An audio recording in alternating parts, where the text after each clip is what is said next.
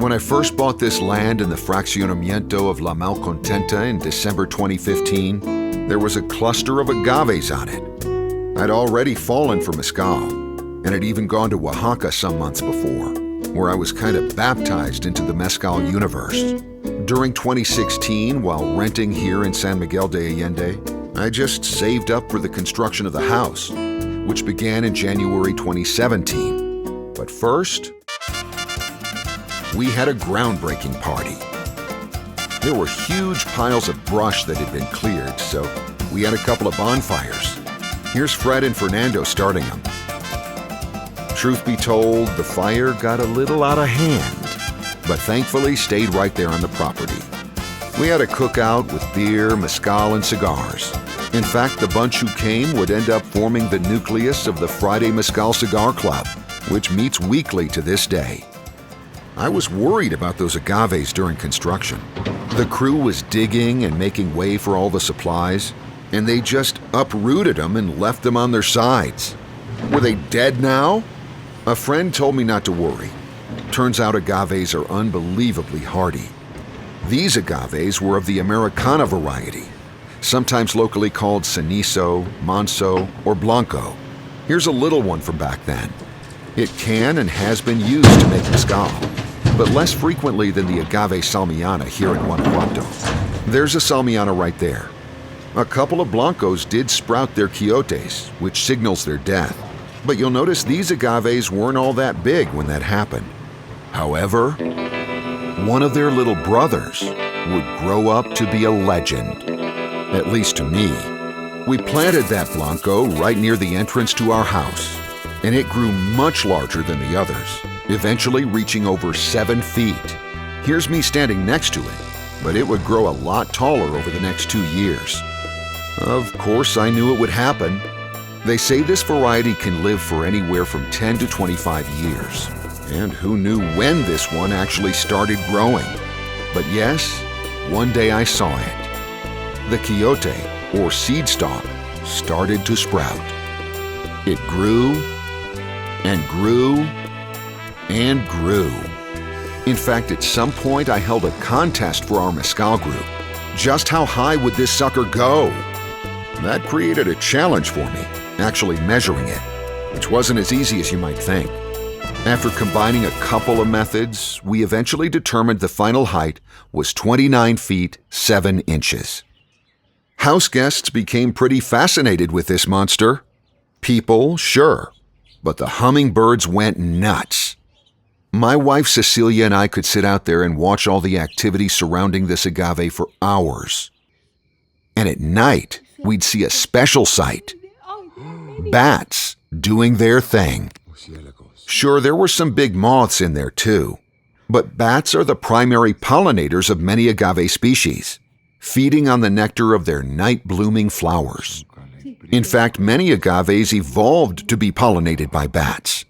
As they migrate and move from plant to plant, bats spread pollen, allowing agaves to reproduce sexually and maintain genetic diversity.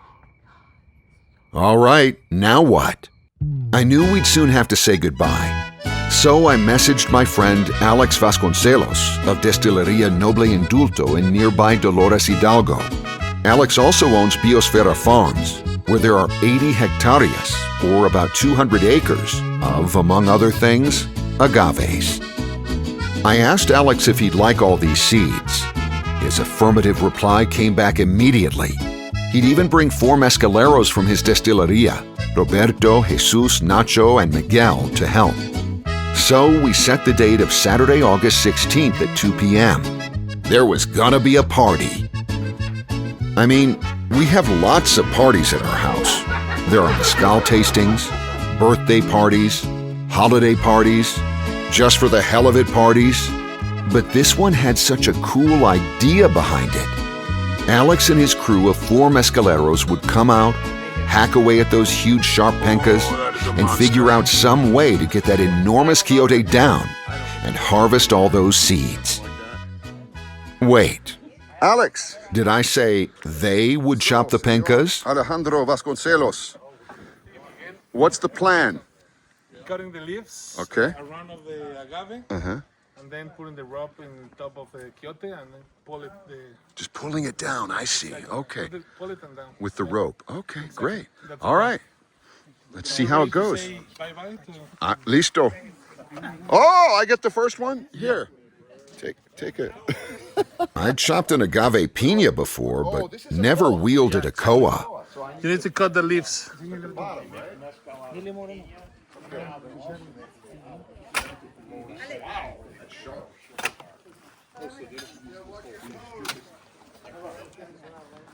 Back into it.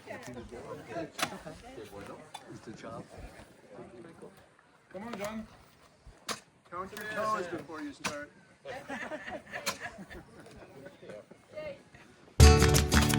As it turned out, almost everyone wanted in on the act.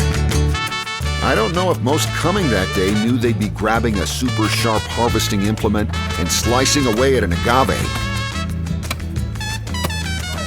But boy, when they got in there, something primal seemed to happen. Give it a try, Russell. Show us your manliness.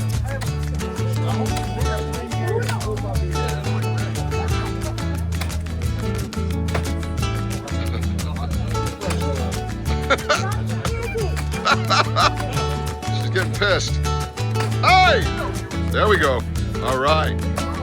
Get it! And eventually, it was time to deal with that quiote. One of the guys used our ladder to climb up and tie a rope to it around halfway up. Then another just started chopping at it. This took a while, and from the thickness of that quiote, it's no wonder. You can see that originally they thought they'd be able to remove the entire piña. This never happened that day. My take is that when they calculated it would be about 200 kilograms or over 400 pounds, they began to have second thoughts about that. Then a couple of other guys kept pulling, waiting for the moment when both the chopping and pulling would combine to bring that baby down. Go. Cuidado. Which did happen. Whoa! Woo! Oh, yeah. Everyone rushed over to check out all those seed pods. I think Alex was excited to get these seeds for two reasons. Number one, he estimated that at this size, there would be approximately 2 full kilos of seeds. And 1 kilo of seeds typically provides about 100,000 potential baby agaves. So that meant this biggie may well provide about 200,000. And number two, an extra gigantic agave like this one means a good likelihood that many of those seeds would, in turn, produce larger agaves also. The bigger the agave, the more the potential mezcal. Alex sent me this message later. Thank you, Jonathan. We're going to do our best with the seeds we get from that guardian. Some of them will be mezcal in 10 years, others will be livestock feed, and of course, in the communities where we work, they'll help more people. It's an endless and enormous chain that comes out of a plant this big. Then, it was time to party. I figure around 50 came that day. People brought beer, mezcal, stuff for the grill, dishes to pass. And considering we started at 2 p.m., the fact that they didn't really clear out till 9:30 meant it went late enough. Earlier I mentioned how I thought this was a great idea for a party. Not that you necessarily need a great idea or theme, but at 59, I don't just want more of the same for the rest of my life. I realize that I deeply value my family and friends. And once in a while, I'd like a gathering that doesn't just blur into the fog of 100 other forgettable parties. You know? So in the end, the plant gave us more than seeds. It gave us a reason to gather, to laugh, to actually put a little work in, and to share something interesting and real. That's mezcal to me. Not just what's in the glass, but everything around it. The people, the moments, and the stories I hope we'll tell again and again.